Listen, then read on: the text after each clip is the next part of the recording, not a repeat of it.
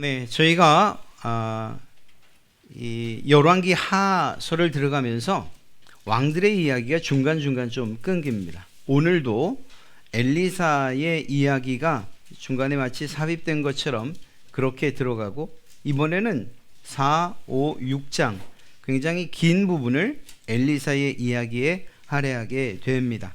그런데 왜 그러한 구성, 왜 이렇게 기록했을까 하는 것들을 생각하면 하나님께서 이 엘리사라고 하는 사람을 통해서 베푸시는 그 기적과 능력을 통해서 이스라엘을 살리고자 하신다는 사실들을 우리는 발견하게 되죠.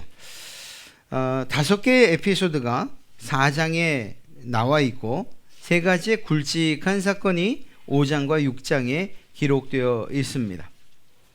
언제나 그랬던 것처럼 하나님이 행하시는 이러한 기적들은 인간의 힘으로 어쩔 수 없는 그런 상황들, 또 어려움과 고난을 당하는 그들을 향한 하나님의 긍휼과 자비가 베풀어진 것이다 하는 사실을 우리는 잘 알 수가 있습니다. 그 누구도 돌봐줄 수 없고 스스로 자신을 돌볼 능력이 없는 그런 사람들을 돌보시는 하나님의 손길이 이 이야기에 가득 차 있는 것을 보게 되죠. 오늘뿐만 아니라 다음 몇 차례에 걸쳐서 살피게 될 이 엘리사의 기적 역시 마찬가지입니다. 하나님의 돌보심이 엘리사를 통해서 백성들에게, 어려움을 당한 사람들에게 베풀어지고 있는 거지요. 이러한 말씀들을 보면서 우리는 옛날에 그들에게 그 상황에서 그 엘리사를 통해서 라고만 이렇게 이해하고 또 지식적으로 경험하는 것으로 끝날 것이 아니고, 실제로 가만히 살펴보면 똑같은 상황은 아니라 할지라도 우리 역시 연약함과 부족함을 가진 그러한, 그래서 우리 힘으로 어떻게 해결할 수 없는 그러한 수없이 많은 상황들과 삶을 경험하고 있지 않습니까? 그런 가운데에서 이들을 돌보셨던 하나님께서 오늘날 여러분을 돌보시는 분이라는 사실, 그런 하나님의 손길들을 발견하게 되시기를 주님의 이름으로 축복합니다. 5가지 이야기를 좀 빠르게 해 보도록 하겠습니다. 절망에 처한 사람들을 돌보시는 그러한 하나님을 첫 번째 에피소드에서 보게 됩니다. 우리가 4장 1절부터 7절까지 읽었는데 그 이야기를 처음 접하면 가슴이 먹먹해질 수밖에 없어요. 물론 이야기의 끝은 절망이 소망되고 죽음이 생명으로 바뀌는 이런 해피엔딩이지만 그 시작은 그렇다는 것입니다.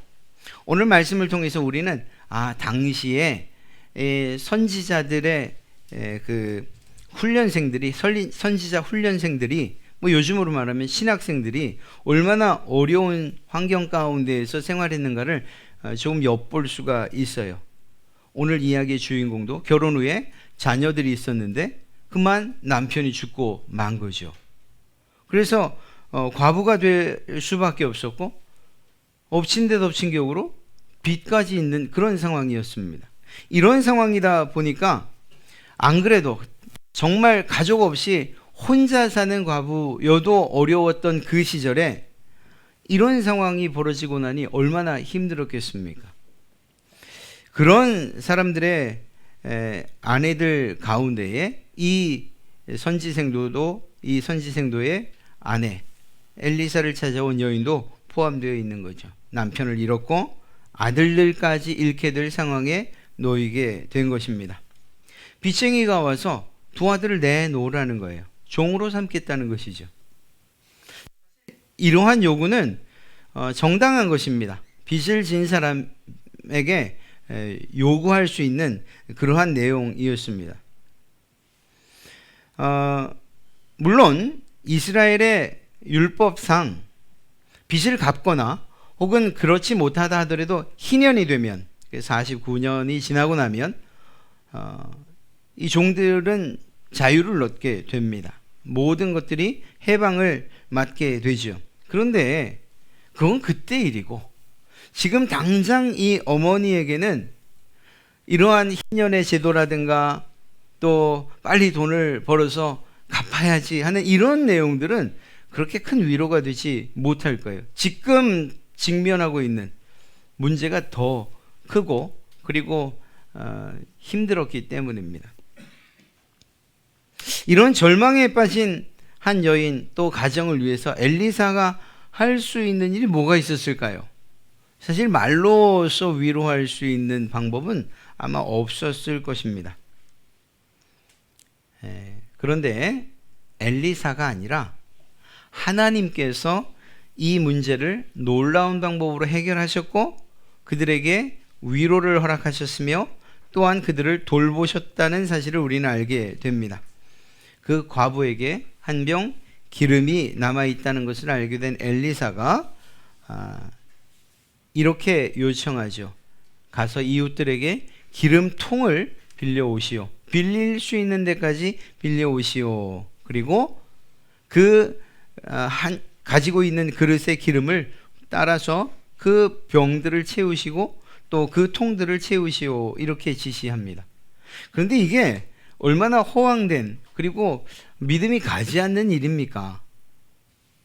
우리가 오병이어 사건이 벌어졌다고 하니 성경이 기록되었으니 아멘이라고 하지, 정작 그 사건이 벌어질 때 제자들의 반응과 우리의 반응이 결코 다르지 않을 거예요. 가서 떼어 나눠주라. 아니 뭘 떼어 나눠주라는 겁니까? 기름을 부으라. 아니 그러니까 이거 한번 부으면 통 바닥에도 차지 않을 텐데 뭘 부으라는 것입니까? 사실 그 붓는 행동까지 가기가 너무나도 어려운 명령이기도 했어요. 또 아주 적은 양의 기름밖에 없는데 여러 통들을 빌려와야 된다는 사실 역시 참 부담되는 일이에요. 아니 이 기름통들을 갖다 어디다 쓰게? 라고 누가 한 명 묻기라도 하면 무슨 대답을 할 수 있겠습니까? 아니 그러니까요, 그냥 잠깐 빌려주시면 안 되겠어요? 이 정도의 대답 이상 할 수 있었겠어요? 문제는 오늘 성경을 잘 읽어보면 그 기적의 현장에 엘리사가 없어요. 여인과 두 명의 아들들이 한 일이에요. 명령에 따라서 순종했을 따름에 문을 닫고 했어요. 엘리사는 그 기적의 현장에 없어요. 그러니까 엘리사가 옆에라도 있어주면, 아니 그거 그렇게 붙지 말고, 아니 그렇게 붙지 말고, 그렇죠, 그렇게 부시면, 이렇게라도 해주면 얼마나 좋겠습니까? 그런데 그런 것도 없어요. 그냥 오롯이 그 여인의 믿음, 엘리사를 향한 믿음이라기보단 하나님을 향한 그 믿음을 가지고 이 일을 이룰 수밖에 없었던 그런 상황이에요.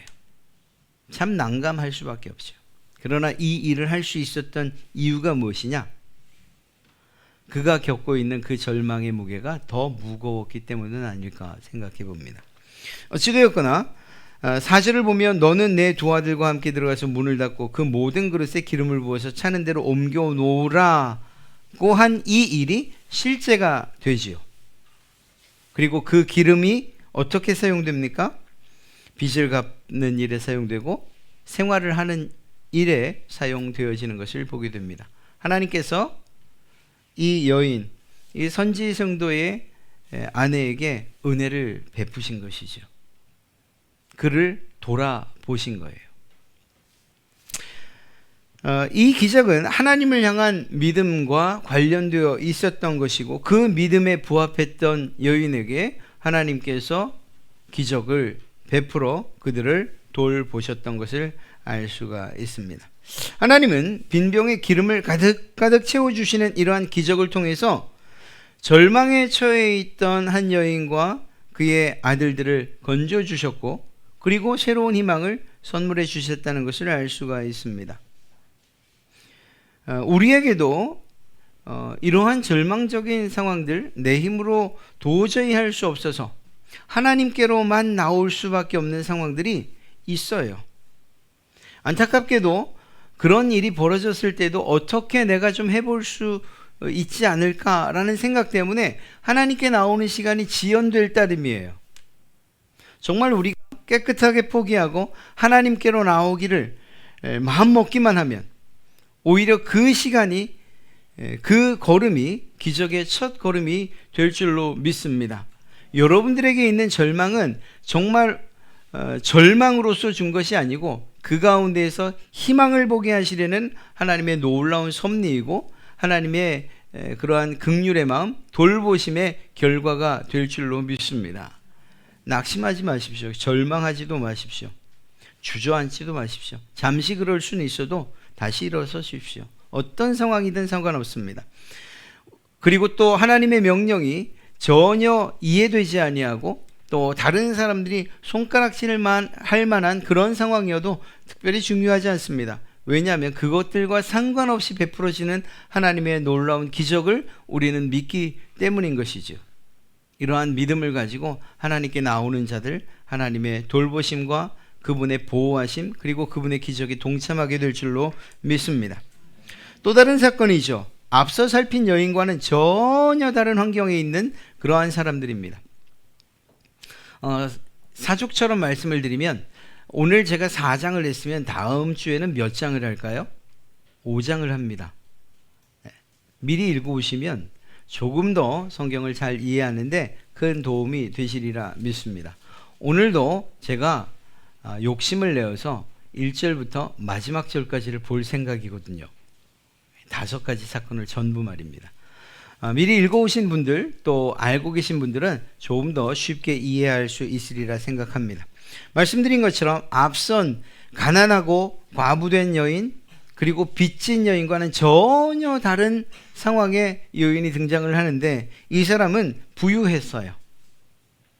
모든 것이 안정적이었어요. 그럼에도 불구하고 하나님의 돌보심이 그에게 베풀어졌다니까요. 우리가 뒤에 살펴보겠지만 우리의 눈으로 볼 때 저 사람은 하나님의 은혜가 하나님의 긍휼하심이 자비하심이 필요해. 저 사람은 모든 것을 다 가지고 있어. 그래서 하나님의 은혜 없이도 잘 살 수 있을 것 같아 라고 하는 이 생각을 우리는 내려놔야 돼요. 자신에 대해서도 마찬가지예요. 나는 지금 모든 것이 부족하지 않아 라고 생각할 때에 하나님의 은혜 또 그분의 기적이 내게 아직은 필요 없어 라고 하는 이 생각까지도 내려놔야 돼요.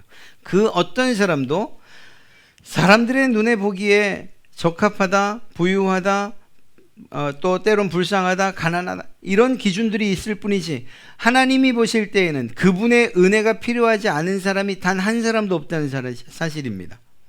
이 자리에 있는 100이면 100 모든 사람들이 다 하나님의 은혜가 필요한 사람들이고 다만 내가 정말 하나님께까지 나가야 되는가 하는 하나님과의 믿음, 그 믿음 사이에서 줄다리기를 하고 있을 따름이에요. 그것을 포기하면 우리에게 있어서 모든 사람에게 있어서 하나님의 은혜가 그분의 베푸시는 기적이 필요치 않은 사람은 단 한 사람도 없다는 사실입니다. 오늘 이 부유한 여인도 마찬가지예요. 누구도 이 사람에게 필요한 것이 있을 것이라고 하나님의 돌보심이 필요할 것이라고 기대하지 않았을 것입니다. 생각지도 않았을 것입니다. 이 여인이 했던 행동을 보면 우리는 더 그렇게 생각합니다. 이 사람은 수넴에 사는 사람이었는데 매우 부유했고 그러다 보니까 선지자 엘리사를 잘 섬겨줬던 사람입니다. 이 여인은 엘리사에게 음식을 먹고 가도록 간청한 적이 있었어요. 그러니까 하나님에 대한 믿음이 신실했던 여인이라고 볼 수 있죠. 그리고 그 이후에 하나님의 사람 이 엘리사가 그 길을 지날 때마다 그 간청을 이어서 합니다. 와서 식사하고 가십시오. 좀 쉬다 가십시오. 이런 요청을 이 여인이 계속해요. 그러다가 마침내 자신의 남편에게 엘리사를 위해서 이 선지자를 위해서 우리 작은 방을 하나 만들면 어떻습니까? 엘리사가 이곳을 지날 때마다 쉬어갈 수 있도록 좀 기운을 차릴 수 있도록 이러한 방을 하나 만들면 어떻습니까? 라고 남편에게 제안하고 남편도 역시 흔쾌히 허락을 합니다. 그러니까 선지자를 섬기는 마음이 아주 특별했죠. 그것은 하나님에 대한 믿음이 특별한 것과 다르지 않습니다. 그런데 이러한 극진한 공궤를 받은 대접을 받은 엘리사가 이제는 마음이 불안한 거예요. 뭔가를 불안하다기보다는 뭔가를 해주고 싶은 거예요. 이런 도움을 받고 이런 은혜를 입었는데 하나님 내가 저 여인에게 해줄 게 무엇이 있습니까? 그런 마음으로 여인을 불러서 내가 당신에게 무엇인가 해주고 싶습니다. 당신의 친절함에 대한 답례로 내가 무엇인가를 주고 싶습니다. 그런데 이 여인이 겸손하게 그리고 공손하게 거절을 해요. 왜냐하면 한편으로 보면 그 여인에게 모든 것이 다 있었다는 것이고 또 그것을 기쁨으로 자원하는 마음으로 하고 있었다는 사실을 알 수 있는 거죠. 그럼에도 불구하고 엘리사는 마음이 좋지 않아요. 뭔가를 해주고 싶은데 없다고 하니까 더 안달복달 났겠지요. 자기의 사원 게하시에게 명령을 합니다. 그것이 무엇인가? 혹시 이 여인이 무엇인가 필요한 것이 있는데 그의 형편을 나에게 좀 알려줄 수 있겠는가? 그래서 이 게하시를 통해서 그 여인의 상황과 형편들을 듣게 됩니다. 그 가운데에 정말 있어야 하는데 그런데 없는 하나가 있었어요. 그것이 바로 이 자녀였습니다. 아이가 없었어요. 그 이유는 남편이 너무 나이가 많았기 때문에 라고 성경은 기록하고 있습니다. 그러니까 자연적으로 볼 때는 이미 끝난 거죠. 더 이상 자녀가 생길 수 있는 방법, 자기의 친자녀가 생길 수 있는 방법은 없는 겁니다. 놀랍게도 이 사실을 들은 이후에 엘리사는 이 여인이 아들 낳기를 하나님께 간구하죠. 그리고 그것이 실제가 됩니다. 이 기도가 기적을 일으킨 거죠. 아무것도 필요 없습니다 라고 하던 그 여인에게도 정말 소중하고 필요한 것이 있었고 그 모든 것들에 대해서 하나님이 돌보셨어요. 그리고 그것들을 채우셨어요. 무엇으로? 기적으로 말입니다. 얼마나 기뻤겠습니까? 모든 것이 끝났다라고 생각했는데 이제는 더 이상 생명이 이 가정에 탄생하는 일은 없을 것이라고 생각했는데 새로운 생명이 그의 품에 안겨졌으니 얼마나 기뻤겠습니까? 하나님의 돌보심의 결과라고 할 수 있죠. 그런데 이야기가 이렇게만 끝났으면 얼마나 좋겠어요. 우리의 인생이 우리가 생각하지 않는 방향으로 꺾이고 떨어지고 올라가고 휘몰아치는 것처럼 이 여인에게도 마찬가지였습니다. 엘리사의 기도로 태어난 이 수넴 여인의 아들이 몇 년 후에 두통을 호소하더니 자기의 엄마 품에서 그냥 죽고 만 거예요. 우리는 이런 일이 벌어지면 그냥 속에서부터 확 올라와요. 아니, 하나님이 주셨잖아요. 하나님이. 이 여자가 달라고 했습니까? 내게 아들이 필요합니다 라고 한 번 말한 적이 있어요? 없잖아요. 엘리사가 그 형편을 알아보고 하나님한테 간절히 기도해서 그 여인의 품에 아들이 안겨진 것 뿐이잖아요. 그런데 그런 아들을 왜 하나님이 데려가시냐는 거예요. 우리의 삶 가운데서 이런 이해할 수 없는 일들이 얼마나 많이 일어나는지 몰라요. 그리고 이것은 생명이 죽음으로 이렇게 생각지 않았던 일이 벌어지는 것을 통해서 결국 낙심하게 되는 거예요. 절망 가운데 일어나는 거예요. 아까 그 처음 봤던 여인의 이야기나 지금 이 이야기 별로 다르지 않아요. 절망감을 느끼게 되는 거예요. 절망감. 차라리 그 기쁨을 맛보게 하지 마시지 라는 생각이 들지 않겠습니까? 그런데 이 여인이 하나님에 대한 그 여인의 믿음이 참 대단했던 것 같긴 합니다. 이 아이의 죽음을 남편에게 알리지 않고 이 아이를 다시 살릴 그러한 길을 그 방법을 침착하게 생각하고 또 그 일을 진행하는 것을 보게 됩니다. 남편을 찾아가서 내가 엘리사 선지자를 만나고 와야 되겠습니다 요청을 하고 무슨 일인지 묻는 것에 대해서 특별한 대답이 없어요. 남편은 그 아내를 믿고 그 나귀를 내주죠. 그런데 이 갈멜산까지, 그러니까 이곳 여기에서부터 지금 이 여인이 있는 곳에서부터 갈멜산까지의 거리가 그러니까 대략 한 40km 정도 됩니다. 그러니까 가까운 거리는 아니죠. 수넴에서 갈멜산까지가. 그런데 그 길을 한 걸음에 내달아 갑니다. 가는 길에 게하시를 만나요. 그런데 그 게하시에게 자기의 형편을 말하질 않아요. 성경을 보면 이렇게 묻습니다. 평안하십니까? 게하시가 묻는 게 그것이에요. 평안하십니까? 평안합니다. 평안하십니까? 평안합니다. 26절을 보면 너는 달려가서 그를 맞아 이르기를, 그러니까 게하시에게 엘리사 선지자가 말하는 겁니다. 너는 평안하냐? 내 남편이 평안하냐? 아이가 평안하냐? 이렇게 물으라는 거예요. 그럼 지금 아이가 평안한 상황이 아니지 않습니까? 그런데도 그 여인의 대답을 보면 여인이 대답하되 평안하다 대답합니다. 마음은 그렇지 않을 거 아니에요. 지금 큰일이 났고 엘리사를 만나야 되는데 게하시에게 그것을 일일이 설명하고 싶지도 않았고 할 일도 아니라고 생각을 했던 거예요.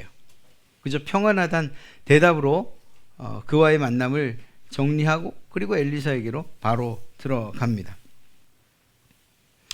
엘리사가 그 이야기를 듣죠. 그런데 그 상황을 성경은 무엇이라고 이야기하고 있는가? 다른 성경 번역본으로 읽어드리면 27절인데 그러더니 여자가 산에 있는 엘리사에게 와서 그의 발을 붙잡았습니다. 게하시가 가까이 와서 여자를 떼어 놓으려 하자 엘리사가 말했습니다. 그대로 두어라. 여자가 큰 슬픔에 빠져 있다. 그 다음 말을 보면 여호와께서는 이 일을 나에게 숨기시고 아무 말씀도 해주지 않으셨다. 하나님도 엘리사에게 아무 말을 안 하신 거예요. 그러니까 벌어지고 있는 일들을 보면 하나님이 어느 정도 야속하게 생각될 수 있는 상황이 계속해서 벌어지고 있다니까요. 여러분이 신앙생활하면서 예배가 뜸해지고 또 신앙이 점점 식어간다고 느낄 때 또 그런 계기들이 무엇입니까? 여러분들이 하나님에 대해서 가지고 있는 그 뜨거운 만큼 하나님께서 여러분들에게 열정적이지 않다고 느낄 때 하나님이 과연 내 기도를 들으시는가? 또 더 나아가서 하나님이 내 삶에 이러한 여러 가지 일들을 이루시고 섭리해 가신다고 믿는데 인생이 점점 꼬여갈 때, 그런 때 하나님으로부터 우리의 마음이 멀어지기 시작하지 않습니까? 놀랍게도 또 한편으로 보면 이 여인의 믿음이 얼마나 대단했는가를 살펴볼 수 있는 그 한 부분이 바로 이것이에요. 감당할 수 없는 그러한 문제가 생겼는데 여전히 그는 하나님께로 나아가고 있다는 사실이에요. 저는 여러분들이나 저도 역시 그랬으면 좋겠습니다. 우리가 감당할 수 없는 문제들, 내 힘으로 할 수 없는 일들이 벌어졌을 때 결국은 그것을 뛰어넘어 기적으로 역사하실 수 있는 그분께 나가는 방법 외에는 다른 것이 없어요. 하나님께로 말입니다. 예수님께 나왔던 수없이 많은 사람들, 병자들이나 또 정신병이나 귀신 들린 사람들, 자기 힘으로 자기가 고칠 수 있는 사람들이 몇이나 있었습니까? 한 사람도 없었죠. 38년 된 중풍병자 같은 경우에는 아예 하소연을 합니다. 내가 누군가가 나를 들어서 저 물이 동할 때 던져주면 되는데, 그 물속에 던져주면 되는데 그런 사람이 하나도 없었어요. 이 말은 무엇입니까? 자기를 도와주는 사람도 없었을 뿐만 아니라 나 역시 그럴 만한 능력이 없었습니다. 포기할 수밖에 없는 인생이었죠. 그런데 그 앞에 누가 서셨습니까? 예수님이 서셨죠. 그리고 그 문제가 해결되죠. 오늘 여기도 마찬가지예요. 이 여인이 게하시를 무시해서가 아니에요. 지금 이 여인은 그저 나가야 되는 것이 하나님 앞이에요. 그리고 그 하나님의 말씀, 즉 그 엘리사를 통해서 아들이 주어졌으니, 하나님께서 이 엘리사를 사용하셨으니 엘리사에게 대답이 있다고 생각한 거예요. 엘리사가 아니라 그 엘리사에게 말씀하시고 능력을 주시는 하나님께 소망이 있다고 생각했던 거죠. 그래서 그냥 다른 것 없어요. 엘리사에게만 갑니다. 이후에도 보면 엘리사가 처음에 했던 방법이 무엇인가 하면 지팡이를 보내요. 그래서 그 지팡이를 통해서 이 아이를 고쳐보려고 합니다. 살리려고. 그런데 여인이 거절해요. 무엇이라고 말하는가 하면 당신이 가야 됩니다. 엘리사에게 적극적으로 이야기를 합니다.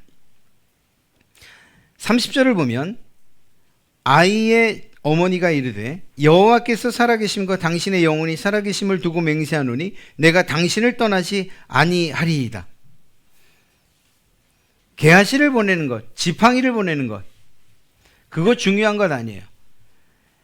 이 여인은 엘리사가 함께 가야 됐던 거예요. 그래서 결국 어떻게 합니까? 엘리사가 이에 일어나 여인을 따라가니라.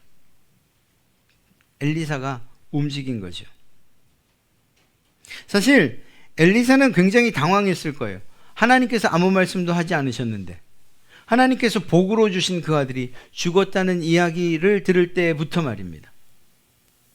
그리고 그 당시에 정말 예절이라고, 그 당시에 예의라고 할 수 없는 남자의 바지가랑이를 붙잡는 이런 일들을 서슴지 않고 하는 그 어머니를 보고서 엘리사가 생각했던 것이 무엇이에요? 여자가 큰 슬픔에 빠져 있다라고 하는 이 사실. 우리가 인생을 살면서, 우리의 삶을 살아가면서 가정이나 혹은 직장이나 또 사람들과 사람들 사이에서 얼마나 애통할 일이 많습니까?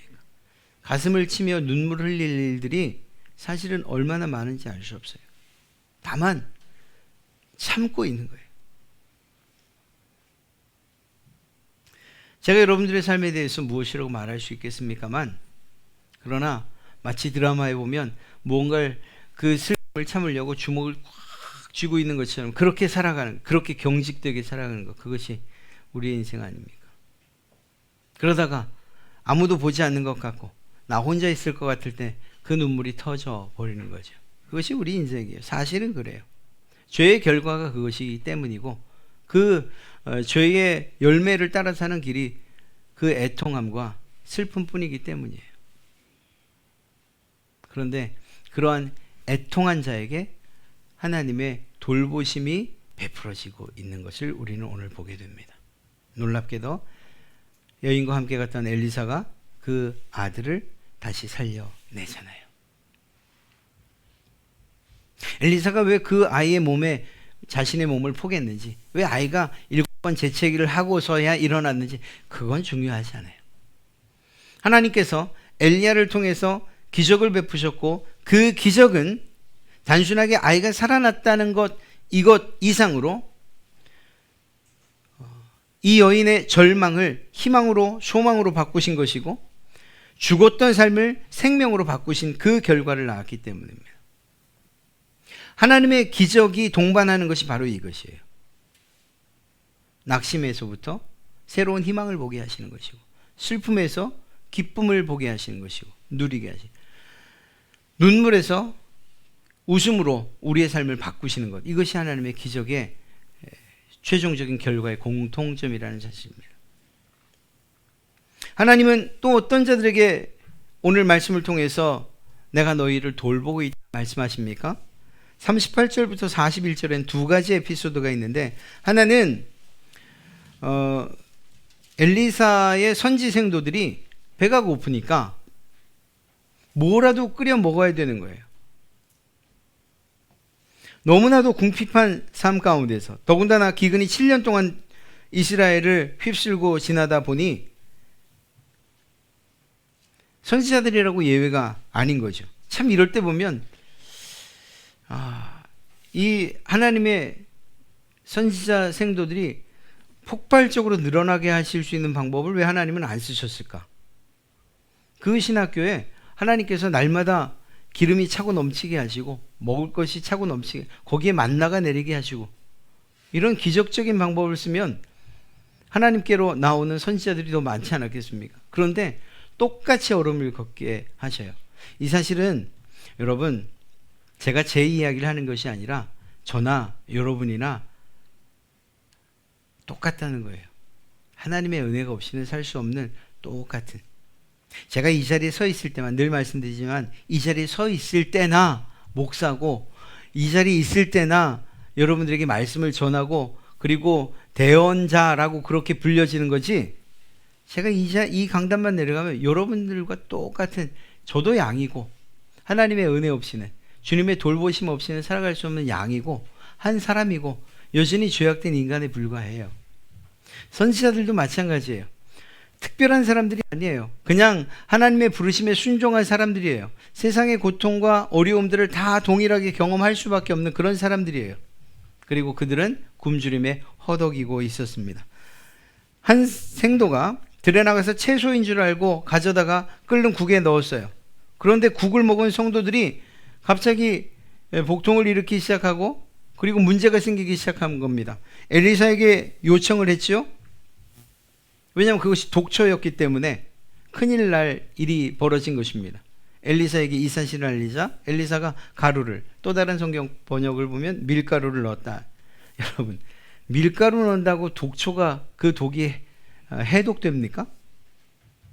저는 여러분들도 그렇게 생각하겠지만 엘리사가 밀가루를 넣었던지 소금을 넣었던지 혹은 옆에 있는 흙을 넣었던지 간에 하나님의 능력이 나타나는 것은 동일했을 것이라고 생각을 해요.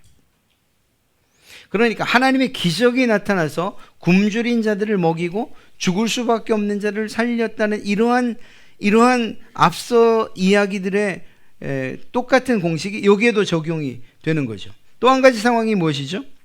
구약판 오병이요, 뭐 이렇게 이야기할 수 있을까요? 엘리사에게 어떤 성도가 가져온 예물에 문제가 있었어요. 왜냐? 먹지 못할 것이라는 것이 아니고 함께 있는 선지 생도들의 수에 비해서 턱없이 부족한 거예요. 20개의 빵, 이것으로 어떻게 이 많은 사람들을 먹일 수 있습니까? 그런데 놀랍게도 엘리사가 말하죠. 여호와께서 말씀하시기를 먹고도 남을 것이다. 그래서 실제로 44절의 말씀을 보면 그 기적이 벌어집니다. 그가 그들 앞에 주었더니 여호와께서 말씀하신 대로 먹고 남았더라. 몇 명에게 줬다고요? 100명 이상에게. 하나님의 기적이 이렇게 또 나타난 거예요. 하나님께서 굶주리는 자들을 돌아보신 그 결과 먹고 남음이 있게 되었다는 것입니다. 사랑하는 성도 여러분, 우리가 굶주린다 할 때에 먹는 것에 대해서만 생각을 하지만 그러나 우리의 영혼도 굶주리고 때로는 생각도 우리의 사고도 굶주려질 수 있다는 사실을 기억하십시오. 놀랍게도 그것이 무엇이든지 간에 굶은 자들을 그냥 내버려 두지 아니하시는 하나님, 그분의 돌보심이 넉넉하고 풍족하게 먹이시고 입히신다는 사실이에요. 5천 명이나 되는 이들을 먹이시는 그 예수 그리스도의 능력, 그것과 엘리사가 베푼 이 기적이 결코 다르지 않으네요. 오늘 우리가 살아가는 때에 눈으로 보이는 오병이어의 기적이 없는지는 모르겠습니다만, 그러나 여러분 한 사람 한 사람을 먹이시는 그 하나님의 그 능력은 기적이 아니고서는 이루어질 수 없는 일들이라는 사실이에요. 사랑하는 성도 여러분, 하나님의 돌보심이 우리에게 필요한 이유, 그 돌보심을 거절할 만한 이유가 있습니까? 아니에요. 오히려 그것이 없으면 우리는 살 수 없습니다 하고 고백을 해야 되는 것이죠. 이러한 5가지 기적, 또 앞으로도 마찬가지지만 이 기적에 놀라운 한 가지 공통점이 있는데, 그것은 바로 앞서 말씀드렸던 것처럼 절망이 변하여 소망되게 하시고 희망되게 하시는, 죽음이 변하여 생명되게 하시는 이러한 그 기적 안에 이러한 역사가 담겨져 있고 하나님의 일하심이 담겨져 있다는 것입니다. 그것이 가장 크게 나타난 사건이 무엇입니까? 우리가 도저히 이해할 수 없는 그 기적, 감당할 수 없는 은혜, 예수 그리스도 그분이시죠. 그 방법을 이해할 수 없어요. 아니, 예수 그리스도가, 그것도 2000여 년 전에 예수 그리스도가 십자가 그 형틀, 가장 잔인하고 그리고 가장 흉악한 범죄가 감당해야 하는 그러한 형틀, 십자가 형틀에서 죽은 한 사람이 나의 죄를 용서한다라고 하는 이 사실을 믿어야 됩니까? 그러나 믿는 자에게 그 놀라운 은혜가, 하나님의 돌보심이 베풀어진다는 거예요. 그분을 믿을 때에 1차적으로는 우리의 영혼이 죽음에서부터 생명으로 옮겨지고, 우리가 있었던 사탄의 그러한 권세 아래서 하나님의 권세 아래로 옮겨진 백성이 되어지고, 사탄의 자녀라고 불리던 우리들이 하나님의 자녀라고 불려지는 놀라운 그러한 변화가 일어나죠. 뿐만 아니라 예수님께서 이스라엘 백성들에게 베푸셨던 것을 보면 구원의 역사뿐만 아니라 그들의 필요를 채우셨다는 사실을 꼭 기억하시기 바랍니다. 저희는 이런 부분에 있어서 너무 영적이지 않았으면 좋겠어요. 오해는 하지 마십시오. 우리가 더 신령하고 더 거룩하게 살아야 되는 것은 분명합니다. 그런데 어떤 부분에서 착각을 하는가? 우리의 영혼이 채워지면, 그것이 돌봄을 받으면 육신은, 그리고 또 우리가 살아가는 이 세상에서의 삶은 그렇게 중요하지 않아라고 생각하는 것. 이것이 반대가 돼도 문제이지만 그렇게 생각하지 마십시오. 하나님은 하나님의 백성인 여러분들이 영혼의 놀라운 변화와 생명으로의 옮김, 그러한 축복을 누리는 것과 동시에 여러분의 삶에 있어서도 모든 것들이 풍족하게 채워지기를 바라시고 그것들을 공급해 주시며 보살피시고 또 여러분들의 편에 서 계신 그러한 하나님이라는 사실을 꼭 기억하십시오. 예수님께 나왔던 사람들이 실제적으로 병 고침을 받고 먹을 것을 먹을 수 있었고 그분과 함께 웃을 수 있었고 즐거워할 수 있었다는 사실을 기억하시라는 거예요. 내가 영혼의 만족함을 누렸으니 이제 됐다라고 거기서 멈추지 마십시오. 하나님께서 여러분들에게 주시고자 하시는 것은 단순히 구원뿐만 아니에요. 그것이 영혼의 구원뿐만이 아니고 여러분의 삶에 있어서의 필요도 채우시고 공급하시고 돌보시길 원하시는 하나님이시라는 것입니다. 그러니까 억척스럽게 이 문제는 내가 해결해야 되지라고 하지 마세요. 그것이 무엇이든지 간에 하나님 앞에 나오셔서 간구하세요. 구하세요. 하나님께서 그 모든 것들의 해답과 또한 그 모든 것들을 돌보시고 오늘 있었던 이 기적보다 더 놀라운 방법과 기적으로 여러분의 삶을 회복시키시고 또한 풍족해 하실 줄로 믿습니다. 그리고 그때에 잠잠하지 마시고 여러분들이 입술을 벌려서 하나님이 하신 일들을 전하세요.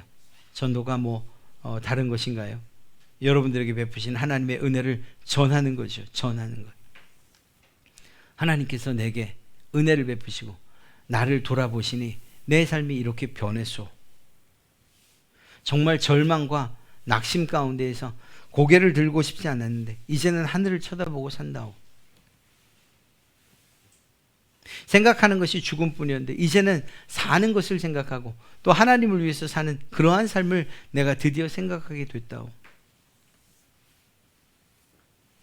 사랑하는 성도 여러분, 하나님께서 베푸시는 그 기적, 그것은 여러분을 돌보시는 하나님의 돌보심의 결과이고 그리고 그것은 우리의 영적인 부분뿐만 아니라 우리의 모든 삶의 부분들에 적용이 되어서 여러분들을 살게 하고 소망을 주고 희망을 주는 그러한 일들로 나타나게 될 것이라는 것입니다. 오늘 이 사건들, 이 다섯 가지의 이야기들은 엘리사와 그 주변에 있던 사람들에게만 일어난 것이 아니라 바로 오늘 현대를 사는 여러분들과 저의 기적의 이야기 그리고 우리가 믿음으로 고백해야 되는 그러한 이야기들인 줄로 믿습니다.